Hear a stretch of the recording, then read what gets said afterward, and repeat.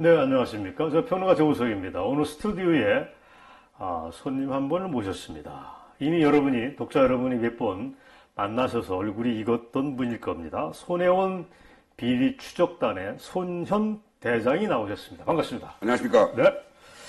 자, 손현 대장하고의 인터뷰는 전체가 3회로 짜여져 있습니다. 그래서 그 앞에는 손혜원의 부동산 문제, 이런 문제를 우리가 점검을 한번 했고, 이번에는 예정된 거의 마지막입니다. 손혜원을 비호하는 세력이 뭐가 있냐. 예를 들어서 홍익대 출신이니까 홍익대도 있고 문제도 있지만 숙명여중고 출신이라서 거기 동문이면 가입하게 돼 있는 숙녀회가 오늘 얘기의 초점이 되겠습니다. 숙녀회에 어떻게 해서 손혜원이 거기에 비호 세력인가 하는 전 윤곽을 오늘 살펴보도록 하겠습니다. 물론 홍대 문제는 시간 문제상 가능하겠냐 싶은데 기회가 나면 또 하겠지만 오늘은 일단 숙녀회만 초점을 맞추겠습니다. 자, 손 대장한테 오늘 물어보겠습니다. 예.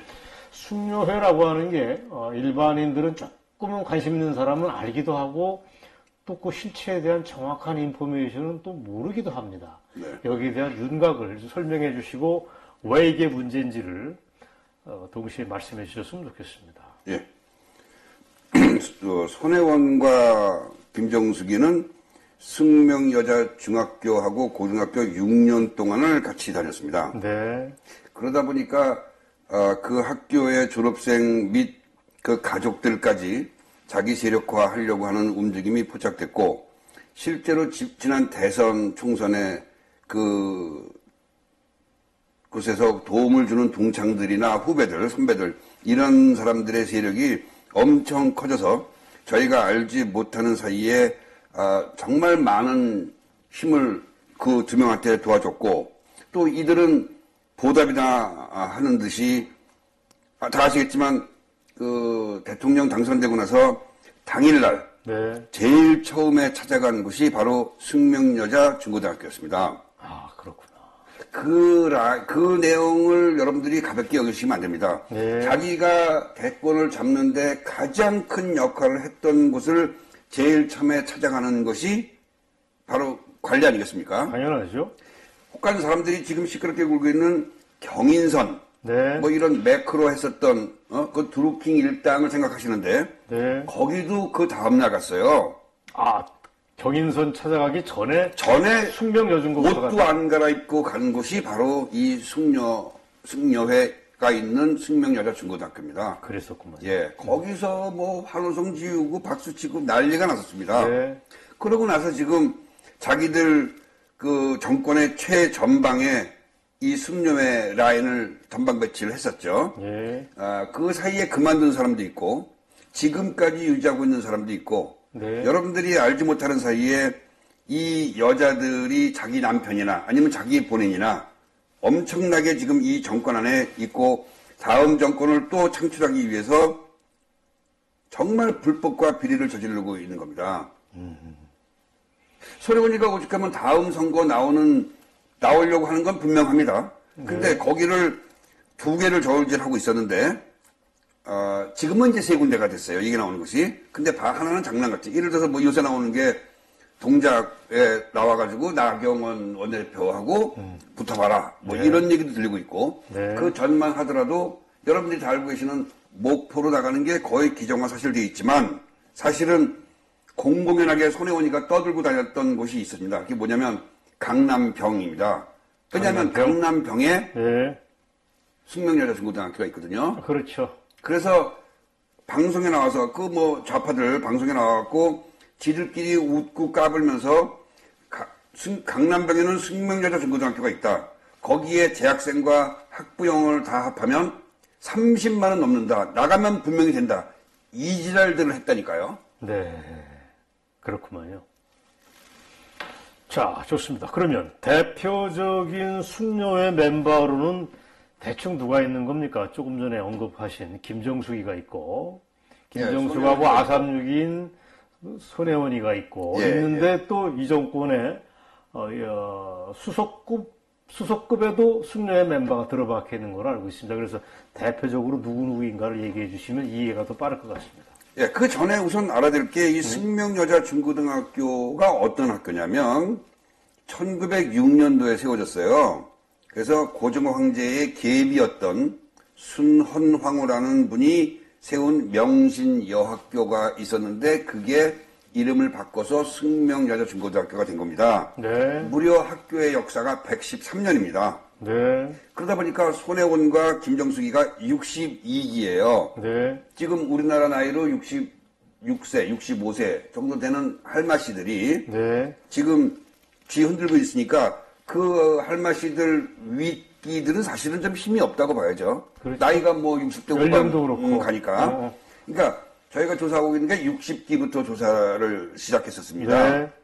근데 손혜원이와 김정숙이가 62기입니다. 62기. 예.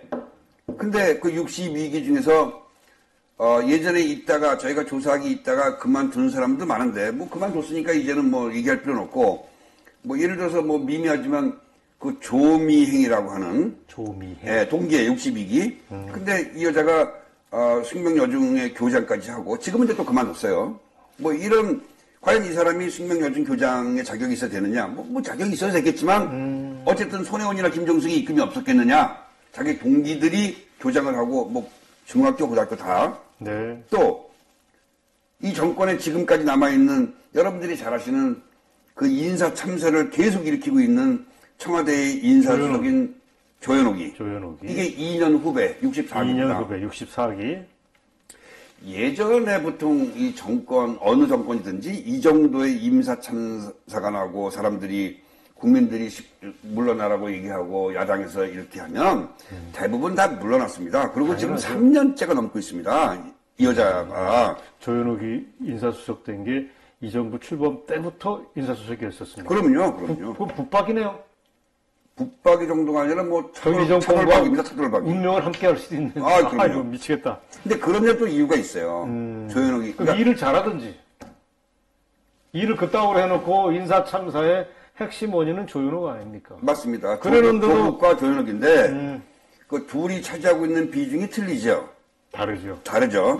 그러니까 조현옥이 정도는 물러났어야 되는데도 불구하고 아직까지도 물러나지 못하고 있고 조현옥이를 그만두라고 얘기할 사람이 이 정권에는 아무도 없습니다. 그렇다고 봐야죠. 예, 왜냐? 김정숙이의 직계 따까리거든요. 네. 그러니까 조현옥이라는 여자에 대해서 한번 그러면 저희가 중점적으로 얘기를 해보겠습니다. 네. 지금은 청와대 인사수석입니다. 네. 이렇게 오래 한 사람이 없죠. 72년도에 승명여고를 들어가서 네. 졸업하고 75년도에 이화여대 정예과에 입학을 했습니다.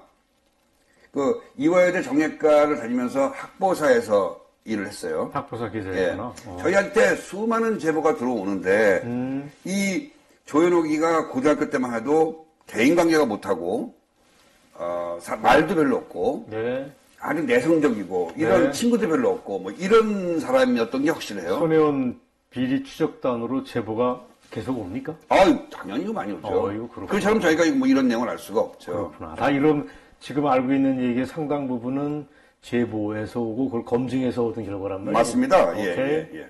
그래서 말씀하세요. 그리고 그랬던 성격이 이화여대 정예과 들어가갖고 학보사에서 일을 하면서 성격이 좀 바뀐 것 같아요. 그때는 뭐 술도 많이 먹고 남자들하고도 어울리고 연애도 하고 뭐 이렇게 했던 모양이에요. 이화여대 학보사가 만만치 않은 데 있습니다. 맞습니다. 예. 그러니까 이화여대에 들어간 이후에 학생운동 쪽하고 이제 붙게 된 것 같아요. 그것도 서로 예. 성격도 완전히 바뀌면서 그러고 나서 결혼을 합니다. 네. 그리고 남편을 따라서 독일 유학을 갑니다. 네.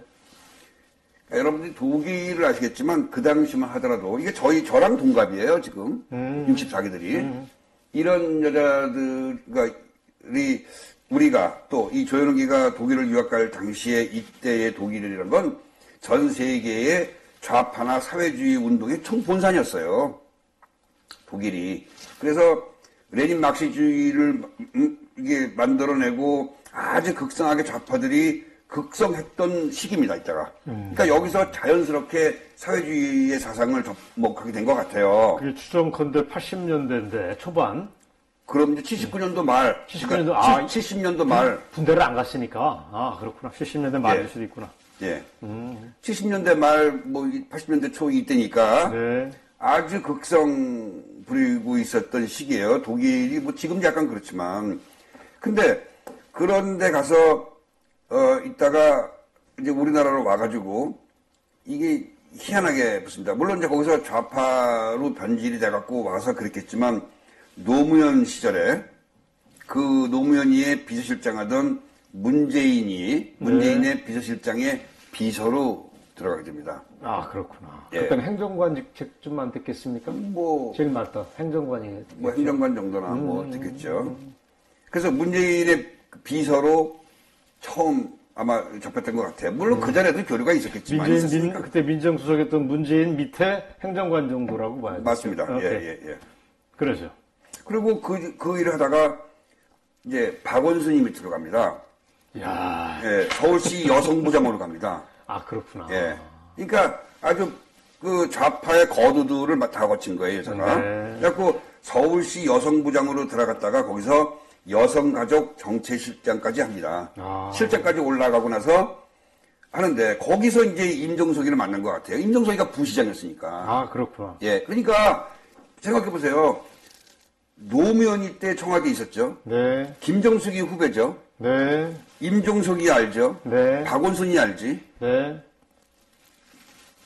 누가 이 여자를 건드리겠어요, 지금. 그렇구나. 거기서 이제 임종석까지 알게 돼갖고 청와대를 들어가는데, 청와대에 지금 있는, 임종석이가 이제 그만뒀지만, 임종석이가 비서실장하고, 김정숙이가 영부인으로 걸치고 앉아있고, 그 다음에 대통령 있고, 근데 그 모든 사람들이 다 총애하는 사람이란 말이죠. 그러네요. 어떻게 보면은, 좌이건 타이건 간에 좌빨애들이 전략적으로 키운 사람이라고 볼 수 있을 정도로 박원순이 포함해서 임종석이 포함해서 두루 다 거치면서 성장을 한 거네요. 그렇죠. 그리고 키웠다기보다는 지 스스로 그런 좌파에 물들어갖고 지 스스로 그런 라인을 또 찾아다닌 것도 있겠죠. 그렇게 될 수 있고. 그래 보니 쟤네들의 선발 역할을 하는 맞습니다. 그 이상은 자기들 아니고. 입석혀처럼 지금 일을 해주고 있고. 그런 거죠. 그러니까 문재인, 임종석, 박원순, 김종숙하고 다 연결되는데 누가 지금 이 여자를 그만두게 하라고 얘기를 하죠. 그러면 여기서 초보적인 문제제기인데 조현옥의 인사수석으로 그 여자가 인사풀이라고 하는 걸 우리는 항상 가지고 있어요. 청와대들은. 예. DB를 가지고 있는데 그런 거랑 상관없이 시야가 굉장히 제한돼 있다고 볼 수밖에 없는 거네요. 그렇습니다. 예. 그게 문제네. 예. 그러니까 이런 인사 참사가 거듭되는 거는 그 여자가 시야가 넓지 못하고 좌빨로 고착돼 있다는 데서 출발한다고 보면 정확하겠네요. 지금 말씀하시는 것처럼 인재풀이 있어도 뭐 있을 수 안 쓰는 거야. 좌파에서 진짜 좌파에게 인재가 없잖아요. 지금 알다시피. 맞아. 그 제한돼 있고 옛날에 학생운동 얘네들이 지금 그 요직에 뽑는 거는 잘 모르겠지만 우리가 다 예측할 수 있잖아요. 네. 학생운동을 했고 네. 자기들 생각에 동조하는 그 좌익적인 생각을 갖고 있고 네. 자기들이 시키는 건 뭐든지 해야 되고 이런 여러 가지를 좁혀가다 보면 그 능력이 있는 사람이 그 범죄에 들 수가 있는 거예요. 없지. 그러니까 그런 한정된 거에서 능력이 안 되는 사람을 쓰다 보니까 자꾸만 이런 일이 생기는 거죠. 그런 건 어떻게 보면 예고된 참사입니다. 조현옥이는 이 여자는 그럴 수밖에 없는 여자라는 게 지금이야 이해가 됩니다. 성장 과정을 보니까. 자, 이 얘기 계속해 주세요. 그리고 검증 시스템 자체도 거의 마비됐다고 없다고 봐야 봐야 돼요. 되죠. 그 부동산 있고 자기가 아는 사람한테 대출을 거짓말해서 저번에 중앙대학교 옆에 있는 흑석동에서 그 대출 받은 김의겸이라는 자도 그 건물 2층에 저희가 다 촬영해 왔거든요. 2층 건물에 가게가 3군데밖에 없어요. 네. 1층에는 2개, 2층에는 1개. 그거를 3층 건물이고 가게가 10개 있다고 대출을 받은 거란 말이에요. 네. 그런 것조차도 지금 청와대에서는 사건이 터진 다음에 알 정도로 아무런 인사 검증 시스템이 없다라고 봐야 됩니다. 없다라고 봐야 됩니다. 그러니까 이 여자가 그냥 올리면 위에서는 그냥 점을 찍는. 잠시 딴 얘기인데 손 대장이 이미 전문가 다 되셨어. 정치 예. 평론가가. 자, 농담입니다. 그 다양하게 들어오는 제보, 원래 타고가 본인이 가지고 있는 탤런트 포함해서 지금 훌륭한 전투력을 가진 우리 전사인 것만은 분명합니다. 그래서요.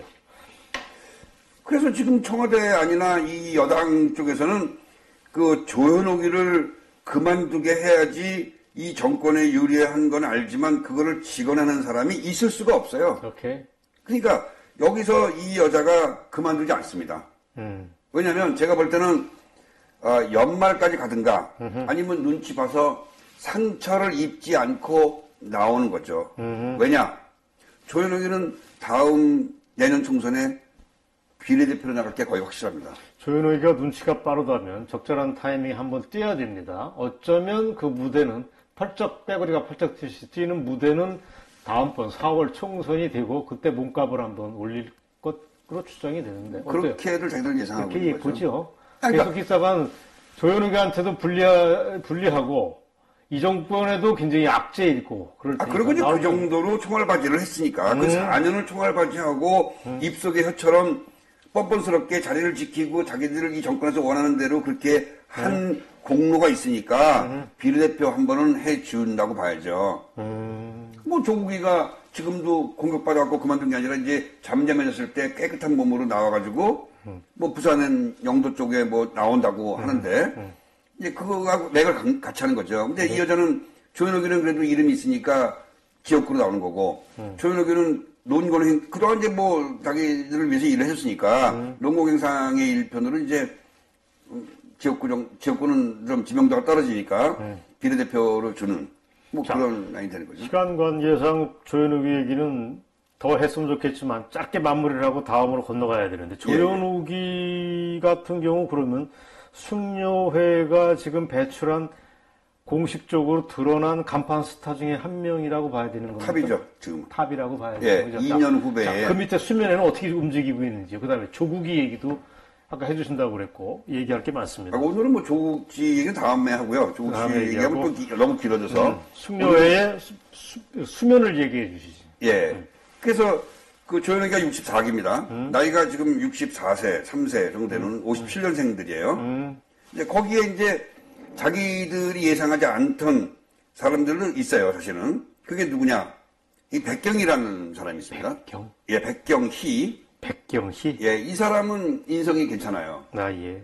그러니까 신체적인 약점이 있어요. 어릴 때 다쳐가지고.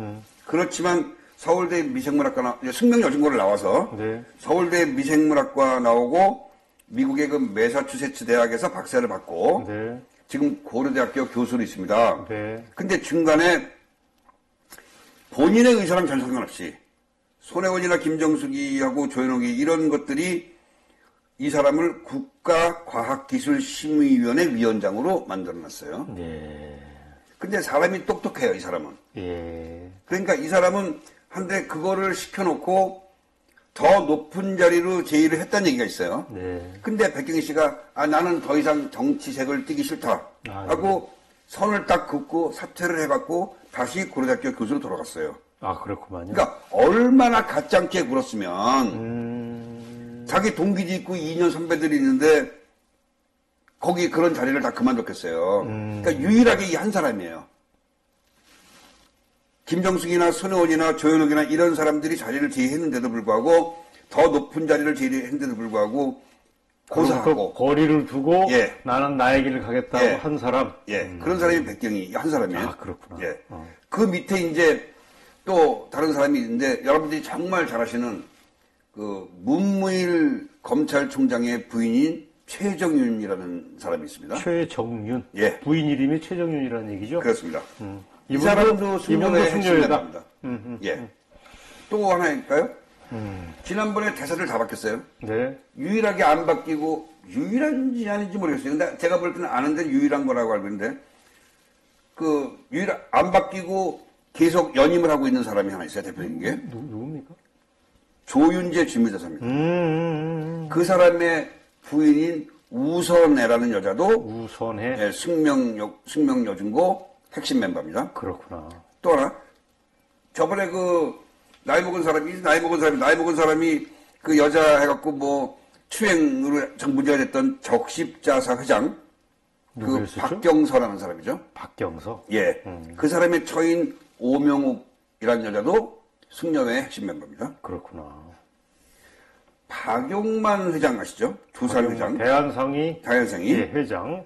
두산그룹. 예, 두산그룹. 예, 예. 이 사람이 지금 대한상의 회장인데 이 사람하고 정권이랑 딱 붙고 이거보다 더 큰 조직인 우리나라의 대표 경제인 조직인 전경련을 멀리하고 이 박용만이랑 딱 붙어갖고 지금 외국 나갈 때마다 데려나갑니다. 박용만 회장의 부인도 숙녀회 멤버입니까? 맞습니다. 이름은 네, 이름은 뭔지 아십니까? 지금 두 글자가 좀 헷갈리고 있는데 아. 거의 그 확실한 거는 같아요. 자, 박용만 회장의 경우는 참 저도 이 얘기를 들었지만 정말 의아한 사람이고 이해할 수 없습니다.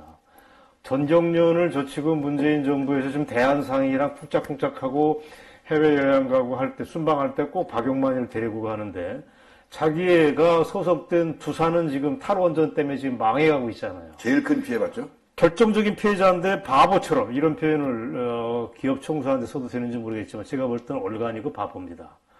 왜 정권에 딱 붙어가지고 대한상의를 버리고 본인의 명예도 추락시키는 바보짓을 문재인하고 짝짝꿍 속에서 하는지 저는 이해하기 어려운데 그 연결고리도 역시 와이프가 숙녀회 멤버라는 것 때문에 이런 짓을 하고 있단 말이죠. 그러니까 이 정권에서 지금도 마찬가지지만 얼마 전까지만 해도 유행했던 말이 있어요. 숙녀회에 그러니까 자기가 서울대 나오고 박사학위를 딴 남자들이 중요한 게 아니라는 거죠. 자기 와이프가 숙녀회냐 아니냐로 출세하냐 아니냐 이걸로 갈라진다는 겁니다. 이해했습니다. 예. 그러고 나서 그러니까 이 사람들 주위에는 지금 다 숙녀회가 포진돼 있어요. 네. 하다못해 자기를 24시간 보좌하는 그런 제2부속실 청와대 안에 네. 제1부속실은 대통령을 보좌하는 것이고 2부속실은 영부인을 하는 건데 거기에 있는 비서관이라는 유송화라는 여자도 이 맡긴지는 파악이 안 됐어요. 그런 여자도 숙녀회고 그러니까 입속에 혀같이 구는 사람들을 두고 있는 거예요. 그러니까 우리가 지금 계속 파악을 해갖고 한 30여 명을 더 조사를 하고 있는데 지금 눈에 띄지 않는 정부에 있는 각 기관의 숙명 여중고가 뿌리 깊은 것까지 다 파악해내면 정말 대단할 겁니다. 아마 비슷한 조건이라면 당연히 승명회의 본인이거나 네. 승명회 여자랑 결혼한 남편이거나 네. 이런 사람들한테 어떤 그 불법적인 이득을 주고 있는 것은 분명합니다. 그렇다면은 우리가 첫 번째 손 대장이 그 얘기를 하셨던가? 제가 기억이 맞다면 문재인이하고 그의 부인 김정숙이하고 그다음에 손혜원이는 국가경영 공동체라는 표현을 쓰셨던가? 네, 맞습니다. 그 얘기가 정확한 얘기네. 이건 과장이 아니고 정확한 얘기네. 정확합니다. 정확한 얘기네. 예, 그리고 여러분들이 아셔야 될 게 이 정권의 실세가 누구냐 이거를 따질 때는 이 정권을 탄생시킨 공로가 누가 더 많으냐 이걸로 거의 판가름 되는데 손혜원이는 정말 최전방에 서서 여러 가지 일을 많이 했었어요. 그렇습니다. 아직 여러분들한테 밝히지 못하는 내용도 있는데 네. 여러분들이 생각하는 단순히 영부인의 친구이면서 초선인 이런 여자가 아니라는 거죠. 예를 들자면 박근혜 대통령 탄핵 과정에서 민주당에서 탄핵 기획을 하는데 그때 도정환이 문체부 장관이 됐던 도정환이랑 함께 탄핵의 전반적인 큰 그림을 그렸던 주인공이 제가 알기엔 손혜원이 있습니다. 이건 알려진 얘기입니다. 예, 그 중에도 들어가고 그 중에도 들어가고 촛불 시위의 흐름을 바꾸는 그런 집단에도 들어가고 촛불 시위 흐름을 바꿨다는 건 구체적으로 무슨 얘기예요? 처음에는 들리는 얘기로는 기획자가 따로 있었고 네. 의도가 약간 달랐는데 네. 거기에 민주노총이나 전교조나 이런 세력과 돈과 이런 거를 다 집어넣어갖고 그냥 그거를 이 민주당 쪽으로 확 흐름을 바꾼 그런 모임이 있다고 하는데 거기에도 손혜원이가 있다는 얘기도 있고. 그러니까 예. 그러니까 우파들은 지금 탄핵의 기획자이자 촛불의 어떤 흐름을 바꾸는 또 다른 기획자? 그런 조직이 있었는데 네. 거기에도 관여가 돼 있다고 합니다. 그러니까 이런 여자를 아무도 못 건드리죠. 지금. 손혜원의 무모한 성격, 그다음에 기회주의적인 성격, 그다음에 뒤에 자기 친구 김정숙이 있다고 하는 그런 게 겹쳐지면은 제가 볼 때 이 괴물이 했던 짓은 대충 가늠은 됩니다. 짐작이 됩니다. 그 이후에 지금 저희가 밝히고 있는 부동산이나 이런 걸 보면 글쎄. 일반인이나 보통 여태까지 봐왔던 국회의원들은 상상도 못하는 비교가 안 일이거든요. 됩니다. 그럼요.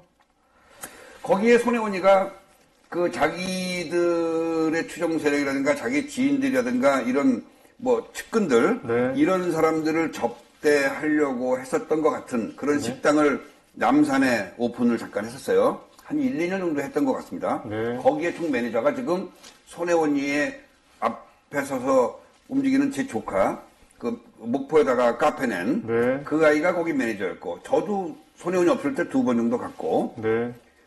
그랬는데 거기 가면은 김치찌개, 된장찌개가 보통 3만원, 4만원 그랬습니다. 네. 한 그릇에. 여러분들, 김치찌개가 3만원, 4만원이에요. 미쳤네. 맞다 그래도 없었어요. 미쳤어. 내가 내 후배들 아니면 거래처 데리고 2번 갔는데 네. 가서 창피스러웠어요. 3, 4만 원짜리. 그러니까 정신 나간 것들이에요. 그러니까 보면 갈 때마다 손님이 없었어요. 근데 그걸 크게 만들어 놓고 1, 2층으로 만들어 놓고 종업원만 많고 없어요. 그건 일반적으로 돈 벌려고 하는 가게가 아니에요. 그러니까 그런 짓을 하고 이제 자기 아는 사람들 거기 앞에 차 세울 데도 없었거든요. 네. 그러니까 남산 꼭대기인데 차 세울 데가 없어요. 네. 그러니까 얘네들 하는 짓이 좀 희한했어요. 난 그때는 희한하다 생각을 했어요. 근데 거기 갈 때마다 제가 2번 갔는데 2번 다 본 사람이 있어요. 그게 누구냐? 강금실이를 봤어요, 내가. 하하. 근데 강금실. 강금실 씨를 보고 나서는 제가 그때는 이렇게 조사하지 않을 때니까 그 강금실 씨가 그 이화여고를 나왔어요. 강금실이가 숙녀의 멤버가 아니잖아요. 아니죠. 경기여고 나왔어요. 그럼 네. 숙녀의 멤버가 아니죠. 아니죠. 아니죠. 그래서 이번에 조사할 때도 생각을 안 했었어요. 숙녀의 멤버가 아니라고 아니니까. 생각을 해야 되는데, 손혜원이하고 연결고리가 있더라고요. 뭐가 있는 거예요? 그러니까 거기 오고 그러니까 혹시 친한가? 그럼 그 당시에 전 정부에서 노무현 정부에서 법무부 장관하고 그 인맥이 얼마나 있겠어요. 알게 모르게 많이 문장 많이 도와줬을 거예요. 그걸 몰라서 그렇지. 그랬는데 연결고리가 안 잡혔어요 이게. 근데 결정적인 제보가 들어온 거예요. 뭡니까? 숙명 여중 출신입니다. 강금실이가. 숙명 여중 나와가지고 경기여고를 들어갔다. 공부를 잘한 거지 그러니까. 옛날에는 평범한 사람들은 본교 진학을 하잖아요. 숙명 여중을 들어가면 숙명 여고는 거의 자동으로 들어가잖아요. 그렇지. 근데 거기서 낭중지추 같이 아주 특별하게 튀어난 애들이 있단 말이야. 그런 애들은 나 숙명 여고 싫다. 그 당시는 경기 이와 숙명이었으니까. 글쎄. 그러니까 경기여고를 가서 시험 보고 경기여고를 간 거예요. 그런 바람에 우리가 거기까지만 보고 접점이 없었다고 생각했는데 숙명 여중이에요, 얘가. 그러면 그러니까 이 몇 회냐? 지금 있는 조현옥이하고 동기예요. 손혜원이 김정숙의 2년 후배가 되는 거예요. 동기가 되는구나.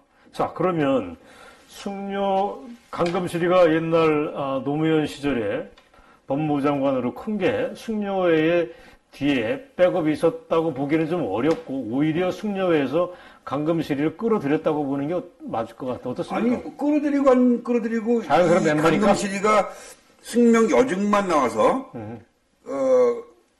이 숙녀회의 멤버인지 아니면 6년을 다 다녀야 되는 건지 이것까지는 잘 모르겠어요. 어떤 사람 말이 틀리기 때문에 지금. 근데 숙명 여중을 3년을 다닌 거는 분명하고 네. 그걸 졸업한 것도 분명하니까 네. 손혜원이하고의 관계는 손혜원이 김정숙하고 관계 또 지금 보는 최정현 우선의 조현옥이하고 관계는 분명히 있는 거죠. 동기니까. 오케이. 예. 그러니까 거기서 예전엔 자기들이가 도움을 줬을 수도 있고 네. 이번엔 도움 받을 수도 있고 그렇죠. 그 멤버로 분명한 역할이 있었을 거라고 생각이 됩니다. 오케이.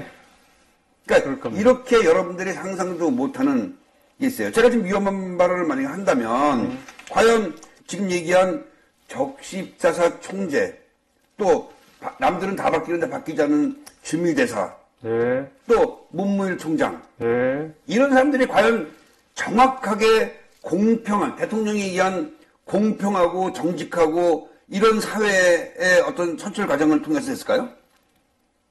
이건 여러분들이 합리적인 의심을 해봐야 돼요. 왜냐면 남들이 다 바뀔 때 무슨 일을 잘했다고 남들이 다 바뀔 때 주미대사가 연임을 하고 그 다음에 그 어린 여자한테 성추행 얘기까지 나왔던 그 나이 먹은 사람이 유임을 하고 문무일 총장은 부산 고검장에서 검찰총장이 되고 그런 일련의 것들을 볼 때 우리들은 합리적인 의심을 하죠. 또 그들의 공통점이 부인이 다 숙명의 출신이고. 오케이. 참, 이 나라 대통령 문재인이라는 자가 했던 거짓말을 우리는 알고 있습니다. 대표적으로 했던 게 반칙과 특권이 없는 나라를 만들겠다고 공약을 내세우고 그거로 표를 끌어들였단 말이죠. 네. 우리가 가지고 지금 우리가 하고 있는 합리적인 의심으로 숙녀회를 쳐다보면 이거야말로 최악의 반칙, 최악의 특권이 텃밭이네요, 텃밭.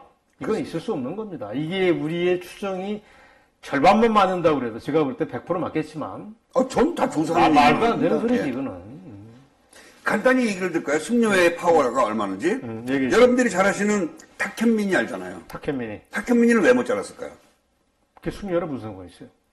그러니까 김정숙이가 총애하는 이뻐한다. 애란 말이야. 그러니까 주변에서 그렇게 탁현민이 전력에 여성을 비하하고 말도 안 되고 그러면 그냥 여성의원 단체라든가 여성단체 사회 또 국회의원들 여성들 모임 있잖아요. 그런 데서 전 정부에서 조금만 이상해도 그냥 들고 일어났던 것들이 탁현민이가 더 심한데 탁현민에서 아무 말도 못하잖아. 잘리지도 못했고. 솔직히 탁현민이는 3.6 이벤트 기획자나 마찬가지잖아요. 아무것도 아닌 싸구려 이백자라고. 그런 애를 김정숙이가 총애하는 바람에 아무도 그만두게 하라는 얘기도 못하고 그렇게 끈질기게 있었고 네. 잠깐 나갔다가 다시 지금 백업했잖아요. 그죠? 얘가 홍보를 뭘 하냐고. 자, 이렇다면 아까 중간에 그런 문제 제기를 했습니다. 대한민국의 국가 경영 공동체가 문재인이하고 김정숙이하고 손해원이 아니냐, 트리오가 네. 이런 얘기를 했는데 거꾸로 이런 얘기를 해도 됩니다.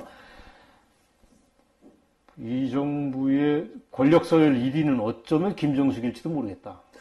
그 다음에 권력 서열 2위는 손혜원일 수도 있고 문재인은 3위 정도로 밀려야지 합리적인 게 아니냐 하는 얘기가 못할 게 또 없습니다. 어떻습니까? 그렇죠. 그건 맞는 거예요.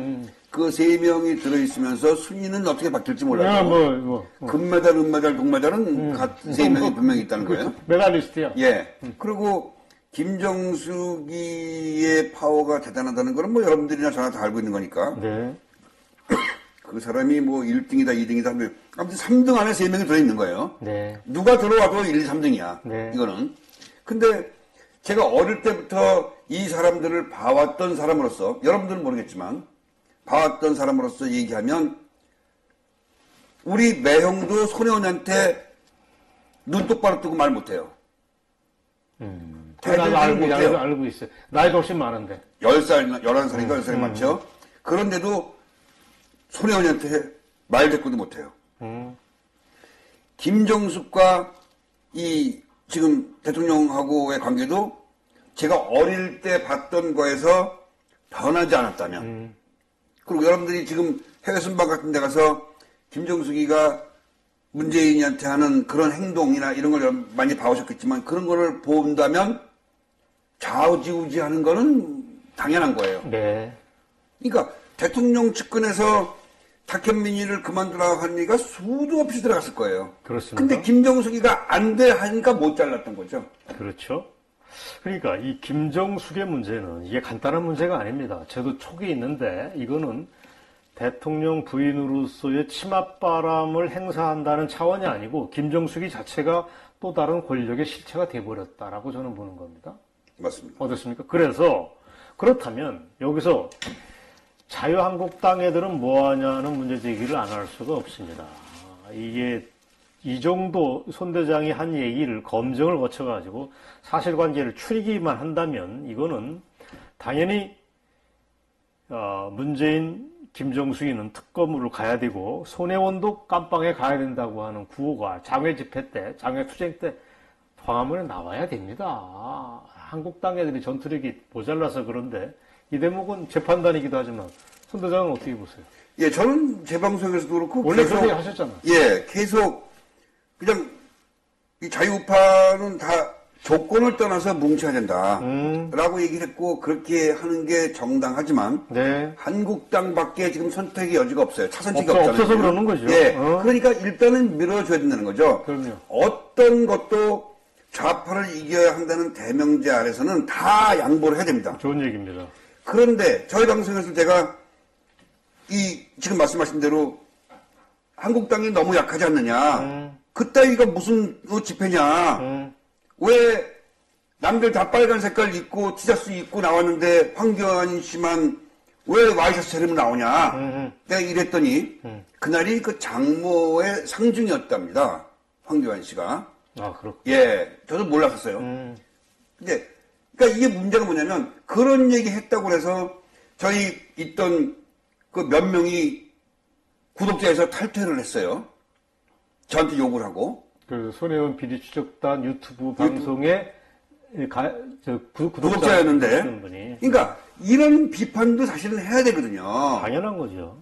나는 막 합니다. 그러니까 이게 그런 사람들은 정말 나가길 잘했고 잘못됐다는 거죠. 지금 애국당만 보고 애국당만 응원하는 사람들하고 다를 게 뭐 있어요, 그러면. 그렇잖아요? 그러니까 이거는 애국당이고 이 바른미래당 새끼들은 뭐 쓰레기들이니까 이건 뭐 제껴놓고라도 애국당하고 태극기 세력하고 와갖고 같이 힘을 합해서 일단 좌파를 이긴 다음에 자기들이 요구할 몫이 있으면 요구를 하고 해야 되지. 문제는 애국당에서 좌파보다 한국당을 더 미워한다는 얘기가 나와요.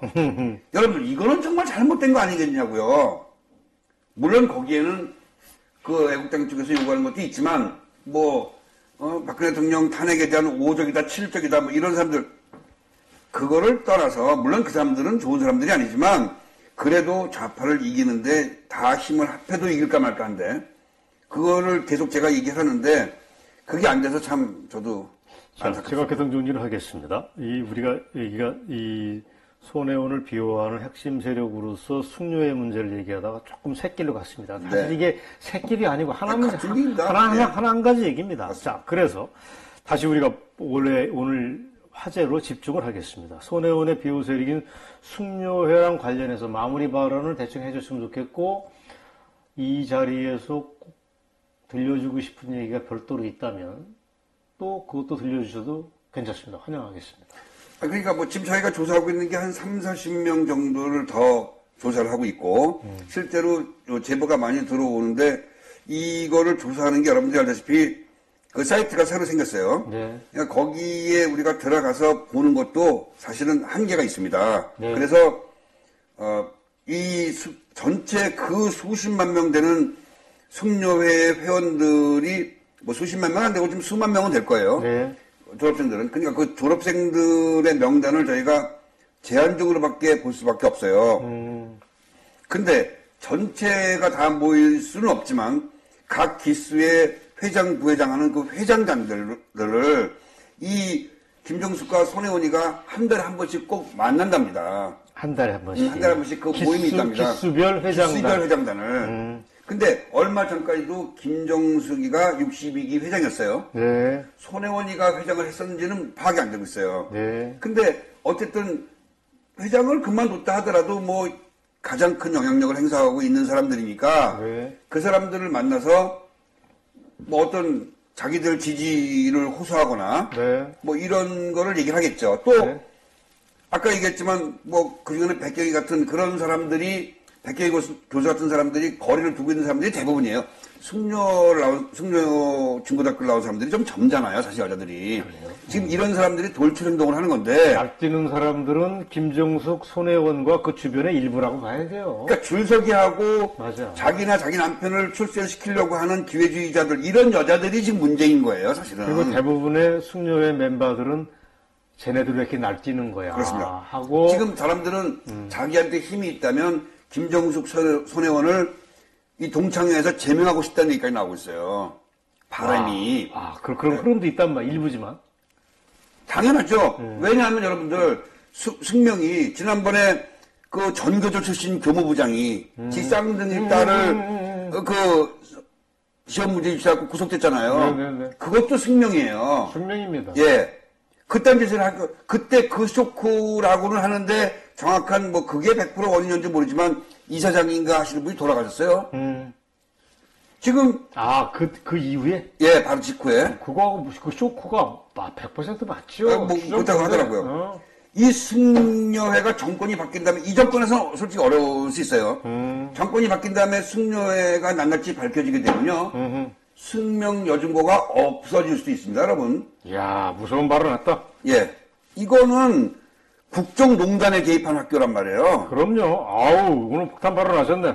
그러니까 여러분들이 아셔야 돼요. 그리고 우리가 이상적으로 바라는 영부인의 상인, 네. 여러분들이 다 좋아하시는 그 유경수 여사님과 같이 그 남편의 좀 무게중심을 잘 잡아주고 네. 내조를 하고 좀 조용하게 그리고 편안한 미소 띄면서 뭐 이런 거를 국민들이 바라는 거잖아요. 그럼요. 이렇게 나서서 대통령을 저리 비켜 해놓고 내 앞장에 서서 이런 걸 원하는 건 아니잖아요, 지금. 공군 2호기 타고 외국 혼자 여행 가고 하는 그런 걸 바라는 게 아니잖아요, 영부인을 우리가. 제가 볼 때 뭐 위헌 발언이라고 얘기를 했지만 이게 위헌 발언은 아닙니다. 시민으로서 당연한 얘기입니다. 그리고 당연하죠. 손혜원 비리 추적단 대장이면 저 정도의 배포는 보여야 됩니다. 제가 볼 때 최근 우리 인터뷰를 3번 했었나? 네. 오늘이 제일 나았던 것 같아요. 점점 나아지는 게 보기가 좋습니다. 제가 볼 때 저 개인적인 바람은 어차피 숙녀회 중에서도 날뛰는 김정숙이 까불고 있는 손혜원이를 보면서 꼴 같지 않은 꽃을 보면서 개인적인 감정이 아니고 나라를 저렇게 뒤흔드는 국정농단의 주범이 돼서는 안 된다는 부끄러움을 가진 사람이 더 많을 거로 알고 있습니다. 그렇다면 손혜원 비리수석단의 손대장한테 연락을 해서 네. 숙녀의 각종 밝혀지지 않은 비리를 제보하는 건 어떠냐 하는 그러면 제안도- 제가 달려갑니다. 네. 예. 그 전화만 해주면 제가 볼 때 이 숙녀회 숙명 요구에 닥친 위기를 빨리 종식시키고 제가 볼 때 이거 숙명 요구의 문제가 대한민국의 문제입니다. 그래서 네. 우리가 스튜디오에서 이런 얘기를 나누는 거 아니겠습니까? 네. 이런 거에 대해서 활발하게 제보 포함해서 내부 고발자 역할을 해주시기 바랍니다. 우리는 그걸 원합니다. 저는 새로운 내부 고발자의 새로운 제보가 들어오고 확인이 됐다면 또 한번 네. 스튜디오에 모셔서 얘기를 듣는 자리를 만들도록 하겠습니다. 그 다음에 뭐 손혜원 비리추적단 운영과 관련해서 하고 싶은 얘기 있으면 들려주세요. 최근에 저희가 9일 만에 2만 명을 돌파했었습니다. 9일 그래서, 만에. 예, 9일 만에. 그래서 지금 전체 구독자 수가 2만 조금 2만 600명 정도 됩니다. 2만 650명 정도 됩니다. 괜찮네요. 괜찮긴요. 지금 일주일째 저희가 한 300명 늘어났습니다.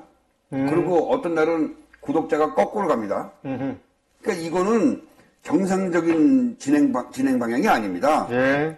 뭐 누가 이런 장난을 치고인지 몰라도 저희가 방송을 하게 되면 저희가 매일 낮 12시, 밤 10시에 2번을 생방송을 하는데 사람들이 들어오는 사람들마다 구독이 취소가 돼 있다, 알람이 취소가 돼 있다, 좋아요를 눌러도 튀어나오고 안 나온다. 눌러주고 뭐 너무나 많은 일들이 벌어지고 있었고 지금 저희가 포기 상태인데 여러분들이 좀 오셔서 이 방송을 보시는 분들도 같은 운동을 하는 사람들이고 같은 그 우파의 그 명제를 위해서 일하는 곳이니까 어떤 구독을 좀 눌러주시고 방송을 같이 좀 들어주시고 그러기를 제발 바라겠습니다.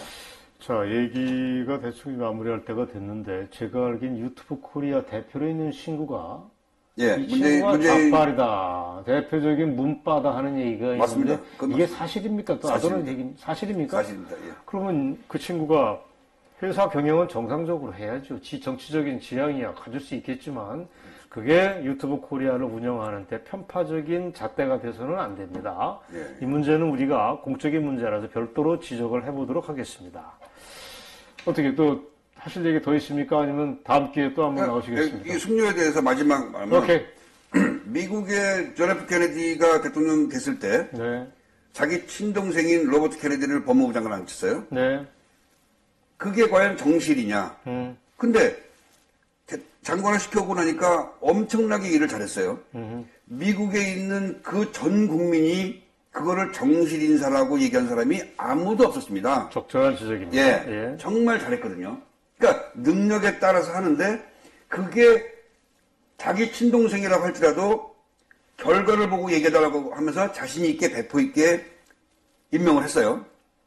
지금 숙녀회의 여자들이나 숙녀회 출신들을 와이프로 데리고 있는 남자들이 이렇게 출세하는 게 그 사람들이 능력이 있다면 아무도 얘기를 안 합니다. 네. 근데 저희가 볼 때, 개인적으로 볼 때도 능력들이 없는 사람들입니다. 어떤 사람은 6단계, 7단계를 넘어서 벼락 출세를 했고, 어떤 사람은 계속 위임되고 능력도 없는데, 그리고 이런 인사 참사가 계속 일어나는데도 불구하고 말 한마디 못해요, 여당도. 그리고 계속 붙어 있고. 이거는 국민들을 진짜 개돼지로 알고 얘네들은 니들이 아무리 그래도 우리는 좌빨의 길을 간다라고 하는 이건 선전포고입니다. 네. 그러니까 여러분들이 이런 거를 잘 파악하셔갖고 이제 선거가 1년 남았습니다, 총선이. 네. 네. 이렇게 말도 안 되는 경제에 대해서는 완전히 문에 안 들이고 나라를 북한에만 퍼주는 이런 정부를 위해서 여러분들이 언제까지 방 안에만 계실 겁니까? 힘들게 고생하시는 이 광화문에 나와 있는 이런 주말만이라도 나오셔서 그 고생하고 힘들게 일하는 사람들을 위해서 박수라도 한번 쳐주시기를 정말 바람하지 않습니다. 아이고. 소년대장이 오늘 뭐 아까도 말씀드렸지만 최근 인터뷰 중에서 가장 주옥 같은 얘기를 했습니다. 그리고 이거는 자기의 친누나인 손혜원에 대한 사감 이런 게 아니고 대한민국의 앞날을 염두에 두고서 정말 걱정하는 그 심리에서 나왔다는 걸 저는 느끼고 아마 독자 여러분도 재확인하셨을 겁니다. 자, 오늘로 소년대장과의 3부작 인터뷰는 일단 마무리를 하겠습니다. 다음에도 기회가 나서 새로운 숙녀의 비리가 밝혀지거나 아니면 손혜원 부동산 관련해서 문제가 또 터지거나 하면은 그때그때마다 뉴스타운 독자들과 함께 만나는 자리를 제가 만들어 드리겠습니다. 그게 대한민국에 도움이 된다면 우리가 무슨 짓을 못하겠습니까? 그동안 세 차례 나와서 좋은 얘기를 들려주셔서 저는 아주 즐거웠습니다. 수고하셨습니다. 감사합니다. 고맙습니다. 고맙습니다. 네.